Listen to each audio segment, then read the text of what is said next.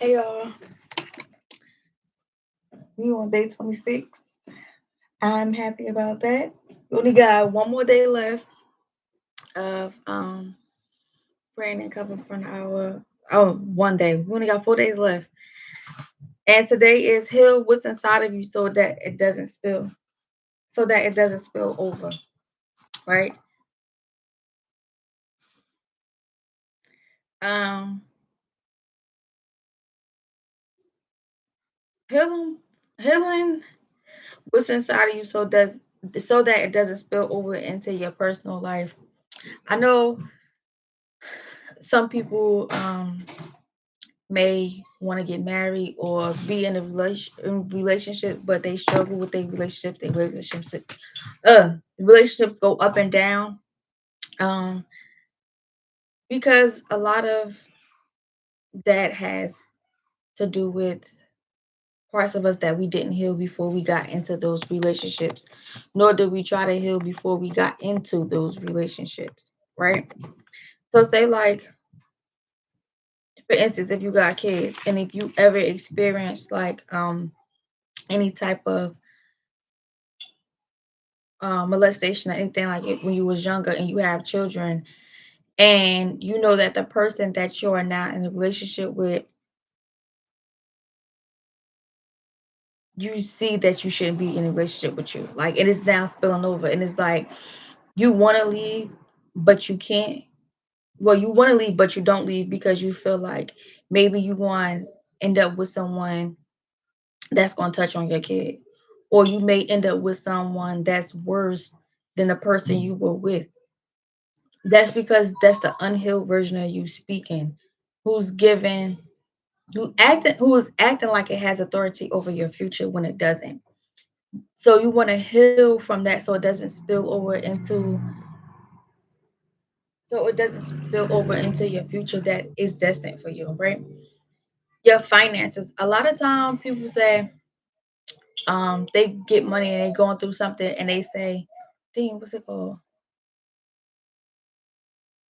Retail therapy." No, that's broke therapy. Like you about to go sit up there and spend all your money in somebody's mall because you're feeling some type of way emotionally from some type of trauma that happened that you can't identify with. So instead of you healing from that, you would rather take your money and go spend it. Oh my gosh, one of my kids crying. You'd rather take your money and go spend it to avoid that feeling, to give that feeling some type of gratification. And it's like, you can't do that. You gotta heal so that doesn't spill over into your personal life, into your finances, with your kids, with the relationships that you have or you developing. It's like you may had a bad friend and now you trying to interact with other people and become friends with them, but because someone has traumatized you so bad in your past relationship, you're now carrying that over into your friendship now here in the future or in the present because you can't understand why they did what they did, but you didn't heal from that. You letting the unhealed version of you keep traveling from person to person from different areas of you, from different areas of your life, rather that be your finances, your personal life, your business, your job, your kids. So the unhealed version of you heal so that the unhealed version of you can. Oh no, I don't know. Yeah, mommy, I found a bear ice cube. Okay, I'm on my live. Hey, live stream. What's my door? Hey, Logan. Nice to meet you. Um, Think what I was saying. The unhealed version of you causes you to do stuff that the healed version of you would never have. So if you heal from certain things, this is like if you had a problem with anything in your life and you know that you wouldn't think, I'm trying to say this in a better way. You know how you accept things in your life that you know that you wouldn't have, or you heal from one situation and you like now that I'm healed from that, I know that if If I was healed back then, I would have never let that person keep coming in and out of my life. That's what I mean by that. The unhealed version of you can cause you to do things that the healed version of you never would. You will use drinking and smoking and partying because you're not healed. But when you become healed, it's like I don't need to hang out with you. I don't need to party with you. I don't need to kick it with you because that's not what I'm into no more. I found a better way to release this, and it's not through those things. Healing all of you so that the unhealed version of you doesn't get the chance to care about what anyone says or think. If you know that you want to do something positive in your life, but you be so in tune with people you know and people you friends with, or what they gonna think about this, or what they gonna say about that. Or I changed who I was. I used to be wild and rowdy and fighting. I'm calm, cool, and collective. I don't even care that much to even go back and forth with you. I'm not doing it. I'm not indulging with it. I don't care. I don't care what nobody say about me now. Oh, well, Brooke used to be fighting, but now she want to act like she all positive. I've been positive. I just had some stuff I was dealing with that will make me swing on you in the midst of my positivity. Like, I mean, I always been positive. I just had a little crazy in me too. Um, when you show up as the healed version of you, you will be okay with you. Some that fake it till you make it thing is not for everybody, and that oh my gosh, I hope that that's not. Sorry.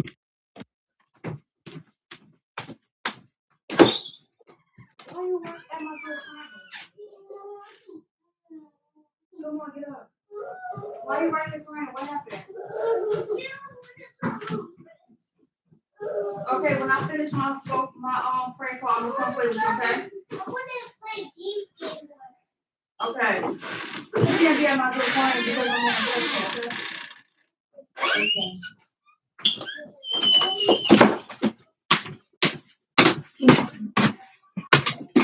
Oh dang. Um, y'all might gonna have to fast forward that when y'all watch the replay. Um, what was I saying? Walking as your authentic thing. I don't know. I maybe it'll come back because in the midst of it, I got distracted. Anyway, so heal so that you can know what real love feels like for you. And when I say that, I mean that in two different aspects. I don't just mean it in a romantic way. But when you're not healed, you don't love you properly. You accept things that you never would have had you loved yourself. You will do things for love and not because you want to, but to please someone else because that version of you has not shown up yet. You will be willing to accept anything as long as it makes you feel loved. But when you heal and you learn to love yourself for real, that will not be your story. Um, Stop loving the broken version of you because that's all you know. Get to know who you would have been had you didn't go through all that trauma. Sometimes we stay in a broken situations because it's familiar. And when we try to come up out of that, it's hard to deal with. I tell you, um, when 3 years ago, 3.5 years ago, when I left my ex-husband, it was hard for me to accept the peace that was in my life. I was used to like either like arguing or like some type of toxicity. When I started to get peace, I didn't know what to do with that peace. I didn't know um how to articulate it. I mean, that's the best way I can explain it. I didn't know what to do, but it was like I was happy and I was at peace, but I was bored because I'm used to drama. I'm used to excitement. I'm used to all those things. So it was hard for me to accept happiness. I don't think people talk about that. They're, oh, I want happiness and I want peace. And it's like, what are you going to do when you get all that happiness and peace? You have to do something with it. You have to find a way to stay in tune with it. You have to find a way to keep it. Because if you don't keep it, you're just going to go back into what hurt you and what destroyed you from the beginning. Because you used to that brokenness. You used to something. You used to that. So anyway, That was a mouthful, and I'm done. But anyway, this is very serious. I talk about healing because I know what healing has done for me. It has brought me closer to God. It has brought me closer with my children. My the people that are around me and that are close to me started in some capacity started changing the way they were. They not who they used to be either. So when I changed, it was kind of like a ripple effect for the people around me as well. And sometimes we have to be the person that is willing to change so that the people we love and care about can be a part of that ripple effect and start to change. I even see that with people on my social media that I talk to a lot too, like in my DMs and stuff. They be trying, they be changing, and sometimes you need to be that change for someone else to change. Just like with me working out. I seen somebody constantly do it and constantly tell me like, "Come on, you could get up for like 3 weeks straight. Yeah, you could do it every day almost." And one day I finally did it. So now I'm on week 3 with me being committed to it, right? Sometimes we need that, but you also have to be that for someone else. And you have to find people that are in their journey also with committing to stuff and making a change so that you will know that it's possible for you to do it. Um, you won't feel like, oh, it's so hard. Sometimes it takes for you to get in community to do certain stuff because it'll be it'll come natural after a while when you showing up for someone when you showing up for yourself because you see how someone else shows up for themselves. It'll make it better. That's the only way I can explain it. But anyway, we're gonna pray. I'm gonna leave. God, ask that you help us to heal the version of ourselves that we keep hidden, and we don't want anyone else to see. Heal us from the trauma that was caused to us during our childhood, our teenage years, and our adulthood. Help us to heal so that we could become the version of you that you knew of us inside of our mother's womb. You called us beautifully and wonderfully made. Help us to open our eyes to see that we are exactly what your word tells us that we are. Help us to find strength and encouragement in ourselves and through you so that we can be the change that we need to be so the people around us can also change because we live in a world and a society where everyone is not trying to help. Everyone just want to show off, but deep down inside, their hearts are hardened. Their hearts are pure, full of impurity and evil. But I know that there's still people that is on this earth that has been called on this earth to do positive things. And when we get discouraged, help us to find your scriptures so that we can stay encouraged with changing. Help us to stay committed. Help us to stay consistent. Help us with our discipline. Help us with obedience and help us to be grateful for where we're at because we still have the chance as long as you keep opening our eyes we still have the chance to improve we still have the chance to improve the children that are around us our children help us to steward them well help us to steward ourselves well help us to steward our minds well our bodies well our finances well and our relationship with you to not take being close to you for granted for any reason, Heavenly Father, but help us stay in tune and connected to you. In Jesus' name, amen.